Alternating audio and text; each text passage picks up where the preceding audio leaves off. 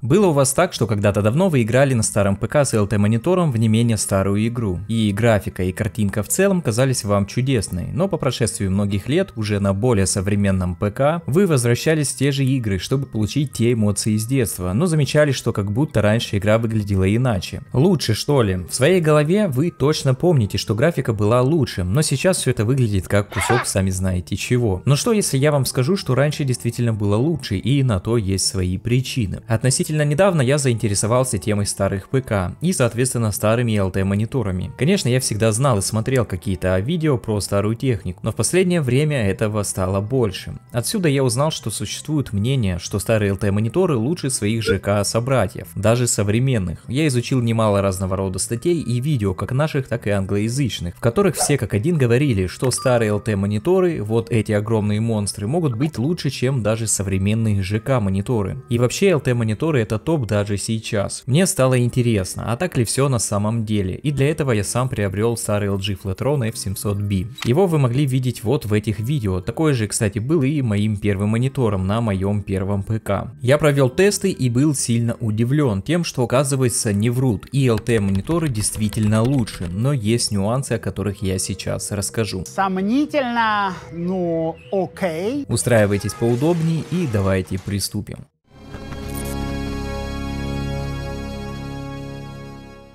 Для начала очень быстро и коротко о технологии LT и ЖК. LT расшифровывается как электронно-лучевая трубка. Это вакуумная трубка, содержащая одну или несколько электронных пушек, которые излучают электронные пучки, которыми манипулируют для отображения изображений на фосфорицирующем экране. Жидкокристаллический дисплей – это дисплей, который использует светомодулирующие свойства жидких кристаллов в сочетании с поляризаторами. Жидкие кристаллы не излучают свет напрямую, а вместо этого используют подсветку или отражатель для получения цветных или монохромных изображений. Подробнее узнать про технологию LT можно из этого видео. Первые коммерческие LT экраны появились в 20-х годах прошлого века, и данной технологии уже давно за 100 лет, ведь самые первые образцы LT были впервые продемонстрированы в 1897 году. Мой LG Flatron 2004 года выпуска, и на данный момент ему уже 20 лет, и это удивительно, насколько хорошо он еще работает, ведь данные мониторы из-за своих особенностей со временем теряют в яркости, и в целом изображение может стать хуже. В моем случае монитор до сих пор в хорошем состоянии. Выходят слова родителей о том, что не сиди много за компьютером, кинескоп посадишь, это вовсе не шутка, а суровая правда. Играть в старые игры на таком мониторе оказалось очень комфортно и лампово, прямо как в старые добрые времена. Игры на нем действительно выглядят лучше, чем на ЖК-мониторах, и дальше вы поймете почему. Чтобы проверить, лучше ли LT, чем ЖК-монитор, мне нужен представитель ЖК-семейства. Сравнивать со своим основным достаточно современным монитором не совсем правильно. Поэтому я приобрел для теста ЖК-монитор из той же эпохи, что и данный LT. Мой выбор пал на монитор LG Flatron L1718S. Экран 17 дюймов, нативное разрешение 1280 на 1024 пикселя, 75 Гц, соотношение сторон 5:4, против 4:3 у LT. Заявленное время отклика 8 миллисекунд, что для тех лет достаточно неплохо, ведь были ЖК с гораздо большей задержкой. Устанавливаю мониторы поближе друг к другу, все это настраиваю, выставил отображение двух экранов одновременно, чтобы один рабочий стол дублировался на два монитора. На мониторах выставлено одно разрешение 1280 на 1024 пикселя и 60 Гц. Больше, к сожалению, не получилось, так как на одинаковых разрешениях у мониторов не совпадает герцовка. За каждое преимущество или же недостаток того или иного монитора я буду присваивать баллы между мониторами, чтобы в конце подвести итоги и признать победителя. Старые и не очень ЖК-мониторы не могут похвастаться хорошими углами обзора. Видно, что если мы смотрим сбоку, сверху или же снизу, то с той или иной стороны ЖК-монитор искажает изображение на экране. Оно становится более темным, на камеру это не так заметно, как вживую. Плюс рабочий стол статичен и довольно светлый. Но если также под углом смотреть, например, фильм или играть, то ситуация будет в разы хуже. Чего не скажешь про LT-монитор. С какой бы стороны и под каким бы углом вы ни посмотрели, цвета всегда будут одинаковыми, без искажений и затемнений. У LT мониторов практически нулевое время отклика. За счет этого на LT вы не увидите шлейфов, не будет абсолютно никакого input лага, изображение будет максимально плавным и четким. Как можно видеть на примере данного теста, где у LT абсолютно четкая картинка пришельца, без какого-либо размытия, и ЖК монитор, у которого присутствуют легко заметные шлейфы при смене кадра.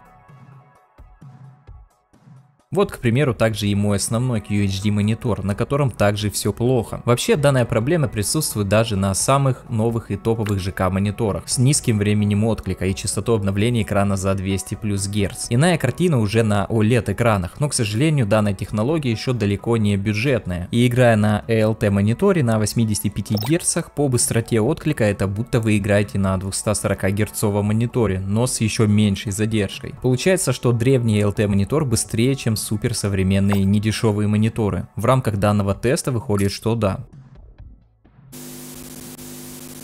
Нативное разрешение — это настоящее пиксель в пиксель разрешение источника, совпадающего с отображающим устройством. При установке нативного разрешения монитор будет выдавать максимально правильную для него картинку. У каждого монитора есть свое нативное разрешение. К примеру, это может быть Full HD, QHD или же 4K, или же меньше. Если вы ставите на Full HD мониторе 720p или же ниже, то вы сразу заметите, что изображение на экране стало нечетким и пиксели превратились в месиво и мыло. Зачастую снижение разрешения может помочь в борьбе за лучшую производительность. И тут снова выделяется LT монитор, ведь у них нет нативного разрешения. Они спокойно могут работать на любом доступном для них разрешении. При этом качество картинки сильно хуже от этого не будет. Это весомый плюс, ведь раньше на слабом ПК мне очень часто приходилось прибегать к понижению разрешения, чтобы прибавить недостающие для комфортной игры FPS. И если на LT более низкое разрешение не портило вид картинки и все выглядело абсолютно нормально, то на ЖК картинка мылилась и достаточно сильно, а пиксели торчали еще острее. И тогда я не мог понять, почему такая разница, ведь вроде монитор новый, а при одинаковых действиях эффект очень разный.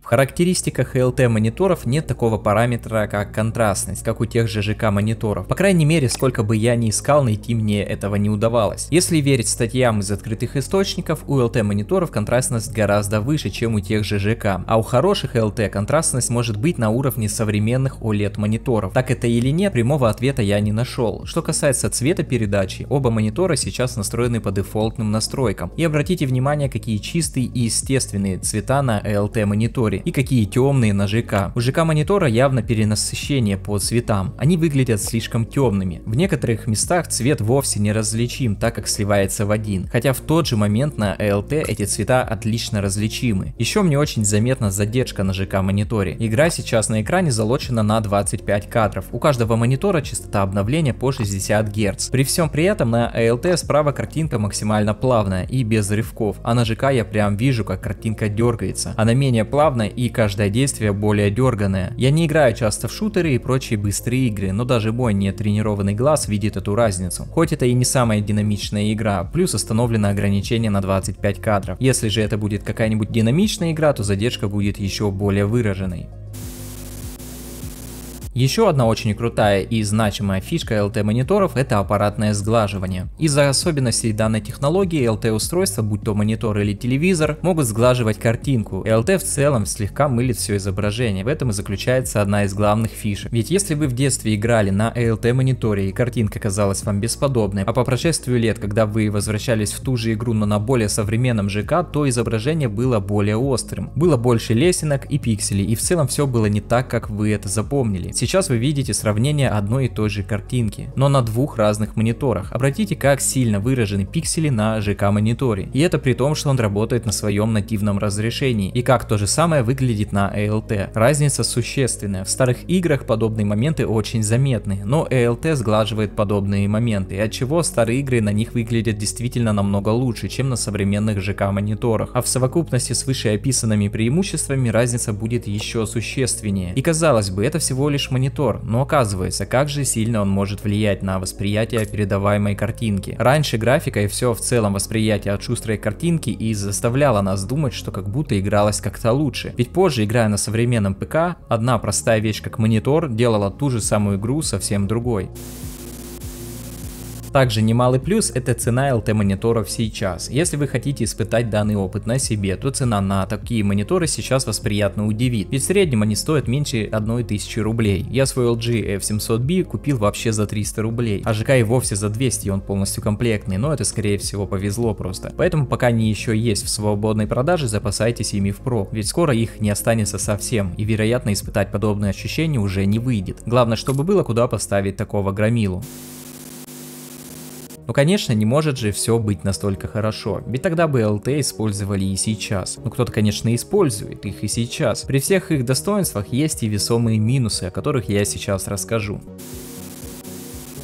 Одна из основных причин, по которой LT канули в небытие, это их размеры и вес. На протяжении всего прогресса человечество старается сделать устройства более компактными и мобильными. LT-мониторы и телевизоры тоже столкнулись с данным трендом. Например, мой экземпляр LG Flatron весит целых 15 кг. Это на секундочку всего 17 дюймов. А самые большие мониторы были и на 24 дюйма, вес которых был за 40 кг. Возможно, были и еще больше. А теперь представьте такую бандуру на своем современном рабочем месте или где-нибудь в офисе. Плюс это все как-то нужно транспортировать, а там еще и колба, в которой вакуум, которые прикольно взрываются, если их разбить, что не совсем безопасно, при том же падении, например. Кстати, рекордсменом по массе среди LT является телевизор, выпущенный в 1989 году, Sony PVM 4300, известный в Японии как KX45ED1. Данный телек имел диагональ экрана 45 дюймов, по меркам LT это было что-то нереальным. Изображение выводилось в 480p и весил при всем при этом он аж 440 фунтов, что практически 200 килограмм. И стоил этот гигант в 1989 году $17 500, что почти 44 тысячи в пересчете на современные деньги. И вы только представьте, как такого громилу вообще куда-то можно транспортировать. Помимо габаритов и веса была еще одна существенная проблема у LT технологии – низкая яркость. Средняя яркость LT мониторов была на уровне примерно от 80 до 120 кандел на квадратный метр, а у ЖК этот параметр был в районе 300 кандел на квадратный метр. И даже сейчас на современных панелях в среднем тоже 300 кандел на квадратный метр. Вследствие низкой яркости пользоваться LT монитором в хорошо освещенной комнате или, не дай бог, под прямыми лучами солнца становилось практически невозможно. Плюс со временем эта яркость падала еще сильнее, делая картинку еще менее яркой. У меня, кстати, одно время в детстве монитор стоял прямо напротив окна, и когда солнце било прямо в окно, я помню, как было крайне проблемно разглядеть все элементы на мониторе. Но зато, когда в комнате было достаточно темно, все на экране выглядело очень круто.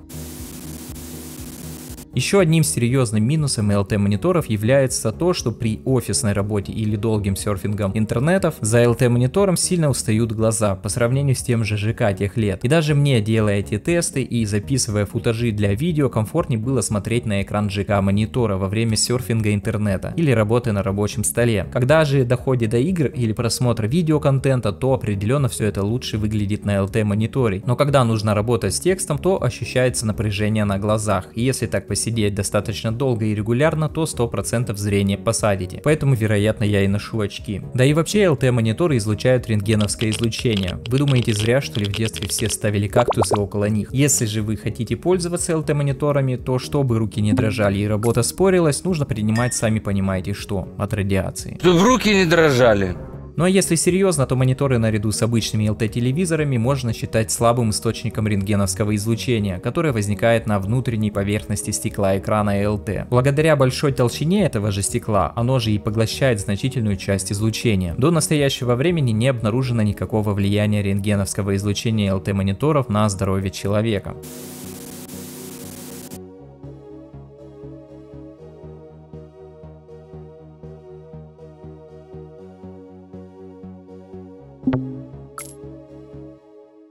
По итогу, при всех своих плюсах LT-технологии имеют немало минусов. Но кто же тогда победил? Это я предлагаю решить в комментариях. Для чего же тогда нужен LT-монитор в современном мире и даже сейчас в 2024 году? Определенно для игр, старых и не очень, или же для совсем ретро-игр. Ведь на таком мониторе эти игры выглядят и воспринимаются совсем по-другому. Именно так, как когда-то давно мы могли их видеть, играя на этих старых мониторах. Да и новые игры на LT выглядят совсем по-другому. 4 года назад канал Digital Foundry выпустил ролик, в котором они были просто в восторге от игры Control на старом топовом для нулевых Sony Trinitron. И они всерьез говорили, что этот опыт был лучше, чем на современном ЖК мониторе. И действительно, в некоторых моментах это так. Рекомендую каждому провести такой эксперимент и попробовать поиграть в старые игры на LT. И тогда вы полностью поймете всю эту магию. Все интересные ссылки на данную тему я оставлю в описании. Если было интересно, обязательно подпишитесь и поставьте лайк данному видео. Также обязательно рассказывайте свои истории и свой опыт использования LT мониторов. Мне будет интересно это все почитать. У меня же на этом все. Увидимся с вами в новых видео.